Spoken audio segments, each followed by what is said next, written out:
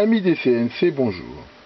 Une des difficultés lorsque l'on veut faire du fraisage numérique, par exemple, enfin même pas numérique, est de calibrer la position verticale de la fraise de façon à être bien sûr que, par exemple, la référence, mettons si on a choisi que le 0 était la surface de la partie que l'on veut fraiser, de façon à être sûr que c'est bien réglé.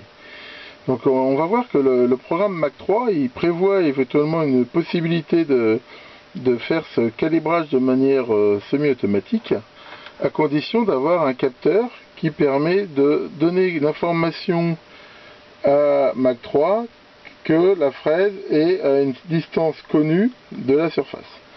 Donc j'avais fabriqué dans un premier temps ce petit capteur ici que l'on peut voir, où j'avais fait un petit rond en laiton qui appuyait sur un micro switch que j'avais récupéré d'un vieux lecteur de disquette, mais à l'usage il n'est pas très pratique, il n'est pas facile à utiliser, je dirais presque qu'en gros il est trop compliqué. Donc il fonctionne mais il n'est pas terrible. J'ai revu ma copie et j'ai fabriqué celui-là, en fait modèle 2 beaucoup plus simple, vu qu'il s'agit d'un bête micro switch que j'ai fixé par contre pour pouvoir le tenir facilement sur ce petit bout d'aluminium.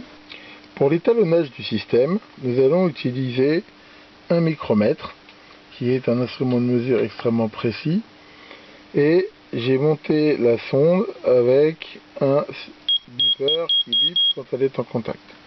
Donc nous allons tourner le micromètre jusqu'à temps que la sonde bip, et ce qui nous donnera une indication très précise de la distance.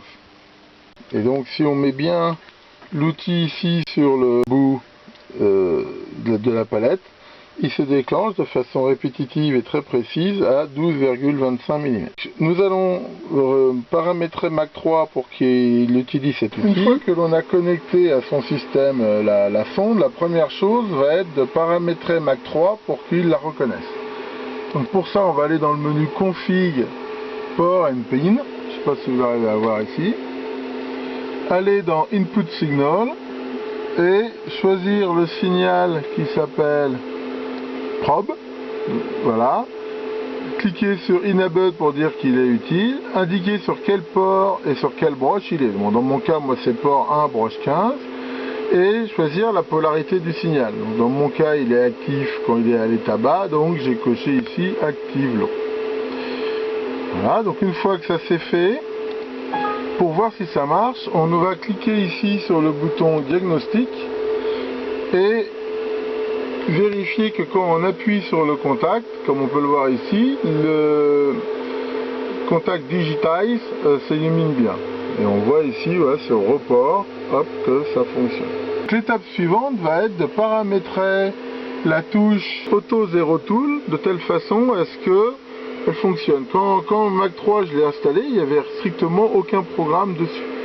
En fait, il y a un certain nombre de touches dans Mach 3 que l'on peut paramétrer avec un langage, apparemment c'est du Visual Basic, et on peut donc ici mettre un programme qui va automatiquement calibrer l'axe des aides quand on clique dessus. Alors, bon, je me suis pas fatigué, j'ai cherché un peu sur le net, j'ai trouvé un programme qui avait l'air sympa, parce qu'on en trouve pas mal, des très simples ou très compliqués, et je l'ai adapté. Alors, comment on fait pour changer ce programme? On va dans le menu fichier, config, pardon, et on fait Edit Button Script. À ce moment-là, on voit clignoter tous les boutons sur lesquels on peut mettre éventuellement un script. Donc ici, on va cliquer sur Auto Zero Tool, et ici, on va pouvoir coller le programme, et vous allez pouvoir ici changer différents paramètres. Le paramètre en fait le plus important qu'il va falloir changer, c'est le paramètre qui s'appelle Z offset au début, à 17. Donc moi par exemple c'est 12,25, vu que là j'ai changé mon capteur. Donc ici on va taper 12,25, voilà, donc qui est la hauteur en fait qu'il faudra déduire de la hauteur de ma sonde pour le mettre. Donc maintenant ici je vais enregistrer,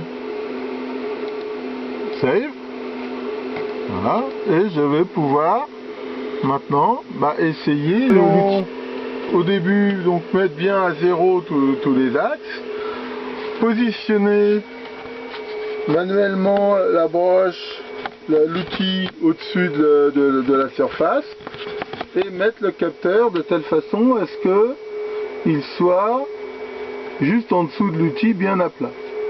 À ce moment-là, on clique sur Auto Tool 0.